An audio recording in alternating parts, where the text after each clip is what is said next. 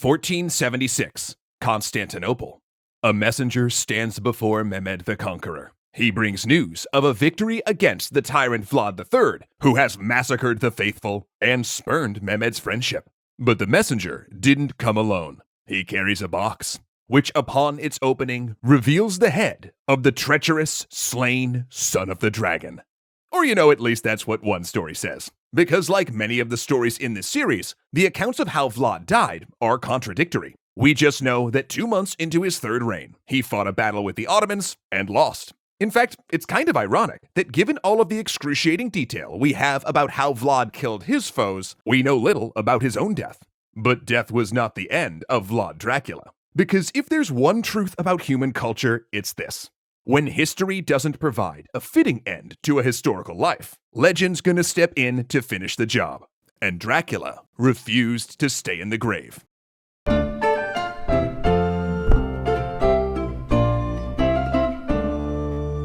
Thanks so much to CuriosityStream for helping raise the stakes in historical storytelling.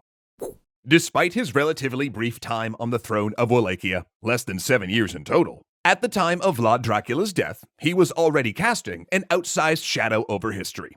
For instance, do you remember back in episode 3 when we talked about the parade of cruelty and massacre during Vlad's second reign? Well, one of those incidents that might have gotten lost in the sheer cacophony of awfulness was Vlad's massacre of Transylvanian Saxons in Brasov, an act that had huge consequences. See, those Saxons were German, and while they had come to the area a couple of centuries before, they still had family and trade ties with their homeland, which in the mid to late 15th century was one of Europe's greatest centers of printing and publishing. Now, many early books and pamphlets printed in Europe essentially functioned as political and religious propaganda. And after his massacres of Saxons in Brasov, Saxon printers made Vlad a favorite villain in their printings. Meaning, as Vlad cooled his heels as a captive in Hungary, he was becoming internationally famous for cruelty and butchery, a portrayal that only escalated after his death. Now, it's important to note that many of these stories printed about Vlad were exaggerated, and a bunch likely not true at all. In fact, we've been very careful to not draw on them too much as sources, and label said sources appropriately in the rare times that we do. Because while this genre of writing was originally intended to smear one's enemies, it also became a sort of early horror literature. Even as far back as the 15th and 16th centuries, the general rule for publications was, if it bleeds, it leads. Meaning, stories of blood and guts sold well, particularly if they came along with gruesome woodblock prints. Even ostensibly serious religious books, like the 1563 publication Fox's Book of Martyrs, for instance, would get spiced up with lurid scenes of Protestants getting tortured or burned at the stake.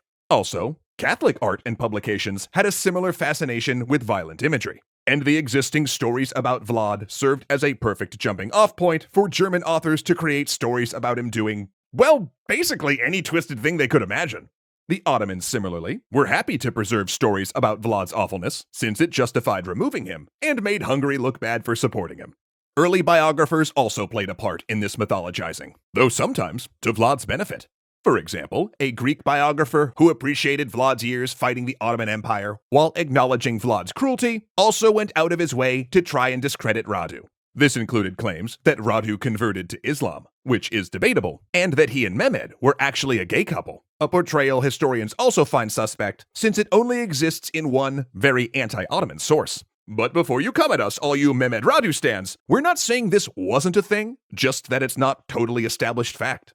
Ooh, but you know what is a fact? Until this very series, Rob didn't know that people actually shipped historical figures. But now he can't unknow it.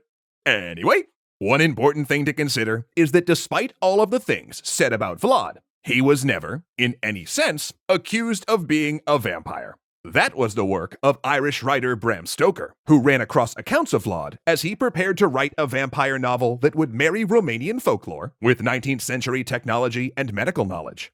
Now, exactly how much inspiration Stoker took from Vlad has been hotly debated among historians. There are those who argue that he did extensive research on Romania, its folklore, and its history. Libraries he used have discovered margin notes in books on the subjects, and Jonathan Harker's journey into the Carpathian Mountains is broadly correct in its descriptions of routes, terrain, and even some local beliefs. Also in the novel, Stoker's Dracula even talks about raiding across the Danube and fighting the Ottomans in his life. But then the discovery of Stoker's notes in the 1970s turned a lot of these theories on their heads. Now, historians generally agree that Stoker knew little of Romania and essentially copied Harker's route and descriptions of the countryside from a 19th century travel guide. His descriptions of Dracula don't match Vlad at all, and he drew upon previous English vampire novels as much as Romanian folklore. His notes, in fact, don't even contain the name Vlad III. They do, however, seem very excited about the fact that several princes were from a family line called Dracula. So excited, in fact, that in his notes he actually scrawled, "Dracula in Wallachian means devil," with Dracula and devil in all caps. In other words, he probably just liked the name, but didn't really know what it meant. Which actually was understandable, because by the 19th century, the word for devil and dragon had become interchangeable in Romanian. Plus, the local folklore of the time had forgotten the Order of the Dragon connection, claiming that Vlad was called Dracula for his cruelty. But even though his knowledge on the references he drew from and translation of the name of its title character is flawed, let's also try to remember that Stoker originally named his vampire Count Wampir and titled the book simply The Undead. I know, Zoe, I wouldn't watch Christopher Lee in that either. So that's how the outside world knew Vlad the Impaler. From Stoker's moderately successful novel, to blockbuster play, television and film adaptations, to Halloween costumes, games, and a whole tourism industry in Romania centered around Dracula's castle. A castle that Vlad probably never visited, and that Bram Stoker never saw. But don't let that stop you from going, actually, because it's still a pretty freaking cool castle. But that international fame is only half the story. Because while everyone outside Romania saw Vlad as either a psychopath or blood-drinking Victorian monster, Romania itself had its own view. To speak very broadly, in the century after Vlad's death, Wallachia and Moldavia became Ottoman tributary states, whereas Transylvania remained independent for 2 centuries before falling under the Austro-Hungarian Empire. At times, between 2 and 3 of the kingdoms shared the same monarch, drawing them closer together. Then by the 19th century, the 3 had enough of a shared sense of identity that they launched a series of simultaneous rebellions with the goal of independence. Finally, in 1878, in the aftermath of the Russo-Turkish War, Wallachia and Moldavia united to form Romania and later added Transylvania after World War I. And a core component of 19th century nationalism was drawing historical heroes out from history. And at a time when Wallachia and Moldavia were struggling for independence from Ottoman rule, Vlad the Impaler fit the mold of a hero that spoke to the present issue. In Romania, he was seen as a brutal but fair ruler who kept Wallachia independent for a time and died defending his land from greater powers.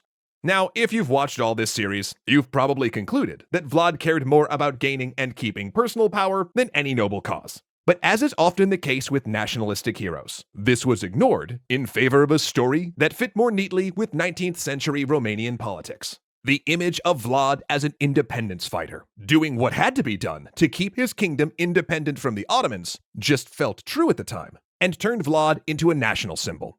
Though to be fair, even though Vlad remains a celebrated figure in modern Romania, many Romanians continue to debate over whether the country should really be proud of him. Who'da thunk it? This stuff's complicated. But all of these disparate opinions of Vlad's story only serve to make it more interesting.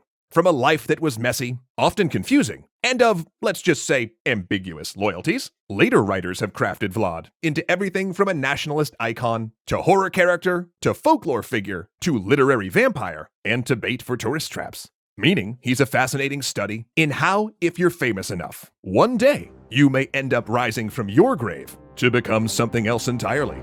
Which makes you want to take a good look in the mirror, doesn't it?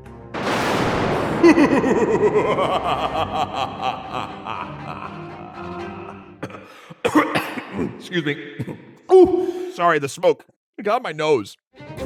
If you enjoyed this series, I'd stake a large wager that there's a ton more content you'll enjoy from us and our creator friends, all ad-free over on Nebula, our by creators for creators streaming service that's home to a ton of our favorite educational entertainers on the internet, such as Hello Future Me, Maz, and Philosophy Tube. Plus, you get access to exclusive Nebula originals, including some of ours, and extended cuts from fellow creators like Legal Eagle, whose extra analysis I just always find super interesting. And because CuriosityStream loves supporting independent creators, when you sign up for their service, you get Nebula included absolutely free. which of course is on top of CuriosityStream's thousands of award-winning original series and big-budget nonfiction videos curated across their massive online learning platform. And one series we've been watching, to the surprise of no one who knows us, is called Women Who Made History. It's a docudrama with just the right amount of soap opera over-the-top cheese that covers some of the most famous women who shaped our world, such as Joan of Arc, Catherine the Great, and Elizabeth I. Heck, they even named an entire epic after her. And you can get access to all this content for an entire year for less than a month of other streaming services. Just head to curiositystream.com/extra credits, and you'll get a subscription to both CuriosityStream and Nebula for 26% off the regular price. That's under $15 for both services, again for an entire year. Not only will you be elevating your content watching game to the next level, but you'll be helping out Extra Credits in the process. Thanks so much for your support. That's right, Zoe. Ahmed Ziad Turk, Alicia Bramble, Casey Mustia, Dominic Valenciana, Joseph Blame, Kyle Murgatroyd, and O'Reels1 are fantastic legendary patrons.